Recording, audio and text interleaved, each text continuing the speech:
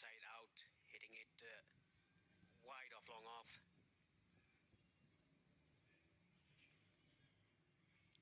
These shots are pretty hard to play. He's hit 3 beautiful boundaries now, hasn't he? 2 off Rohid and that one off Ali. For me, was the pick of the bunch. Never tried to overhit, held his shape. And because you're in essence forcing against your body weight there, it's a very difficult shot to play. Can't beat the infield this time though, so misses out a little bit. Well, you wanted 40 odd for none, Paresh. It's what you've got. 45 for none the score after 6. Former Nepal captain and opening batter Paresh Lahani alongside me, Andrew Leonard. Great to have your company. We'll see the best of the power play highlights. No wickets in here, but plenty of good strokes on offer and some sensible batting from Nepal. Apart from that wrap shot, Kushal Patel predetermined with that shot. Played two beautiful shots, and talking about Asif Sheikh, the elegance that he shows while batting, that's very pleasing to the eyes. The captain, Mohammad Wasim, he'll go with his premier bowler now in the 7th. The exception of that LBW appeal, no real chances for the UAE, and Nepal have started to find their batting groove. Not really the case in the first 2 games. Kushal Patel very cautious, and Asif Sheikh, the elegance that he has,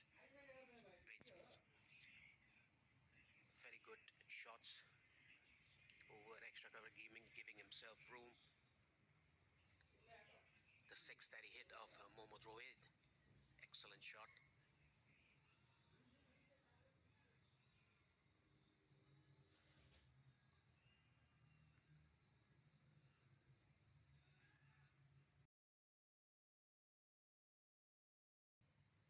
Schedule is a tough one, isn't it, Paresh? All of these sides at some points will have to play multiple games in multiple days, or consecutive days if you will. The 3 highest ranked seeds, Nepal, the UAE and Oman, had the benefit of not having to do that during the initial group stages, but now in the Super Sixes, all 3 of them will have to do it today and tomorrow, so they're kind of getting a taste of the medicine of the other sides.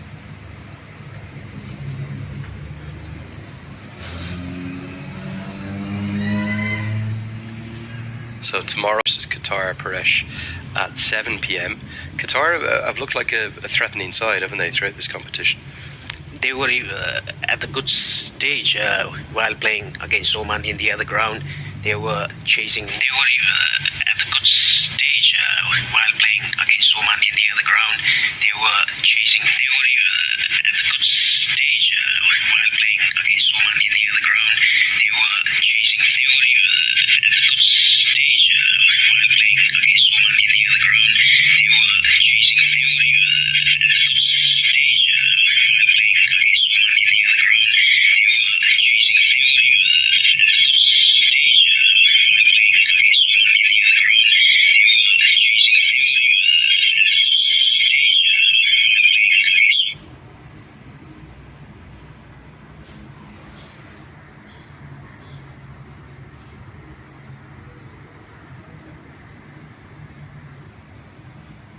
170 odd, there was 74 for.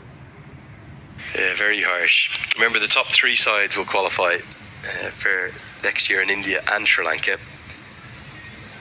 Definitely a little bit of extra spice on this match, just given the big rivalry between these 2 teams, but also the fact that it was Nepal that beat the UAE in the semi-final last time round to knock the UAE out of contention for USA. And the West Indies in 2024, there was a ruthless format, that one as well, because UAE won all their group games, lost the crucial semi-final, and with it went the World Cup dreams, which was the exact same format that Nepal suffered the fate from here at this venue back in 2021 for the 2022 World Cup. In 2023 qualifiers, Asia qualifiers, that was, Nepal lost 1 game in the group stages against Oman and played semi-final against UAE at Mulpani and won that, went to the final and qualified. Yeah, and actually they lost that final, didn't they, to Oman via super over. What a game that was.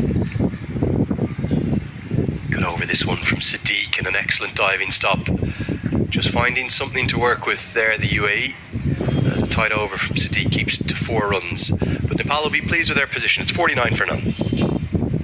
Here's the points table. A reminder you qualified with. Therefore, with Oman qualifying from the same group as Samoa, they had 2 points, Samoa didn't.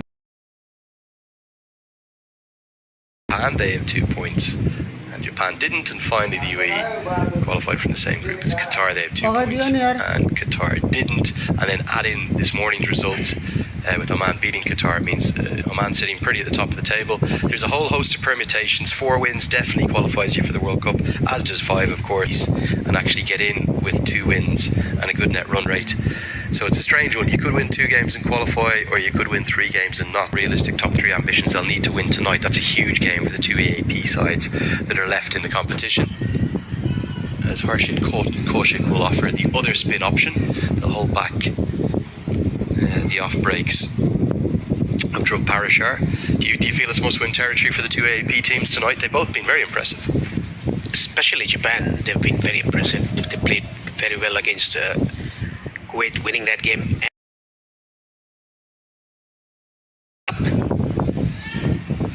They probably, for the first 12 overs of that game against Nepal, they were favourites.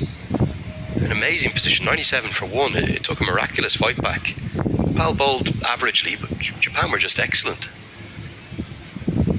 Slog sweep comes out and gets a good piece and gets it all the way for 6. That's a fine shot from Kushal Bertel.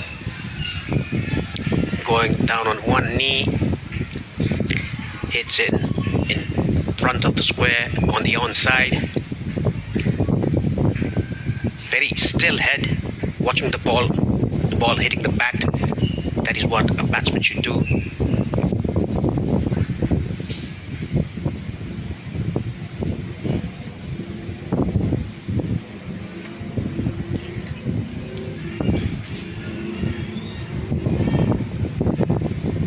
Looks like a part-time left-arm spinner, doesn't he? We saw him a little bit in the Asian Cup and in the Tri-Series with the ball, but he's in the team for his batting.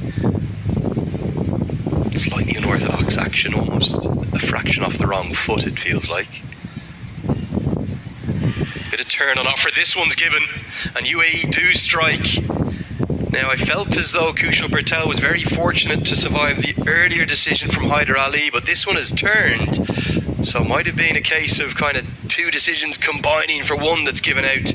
Bertel got the first decision going his way. This time it goes the way of UAE, and Kaushik, with that little bit of unorthodoxy, he strikes. He was a bit slow through the air, trapped right in front. Bertel, he has to go. That's plumb in front. Yeah, I think it actually didn't turn as much as I thought at first. It's flicked the front pad and then it's deflected off. So a very good decision. UAE, well, they desperately needed that, but they're pumped up as a consequence. Bertel is gone for 28 of 26, and it is 56 for 1.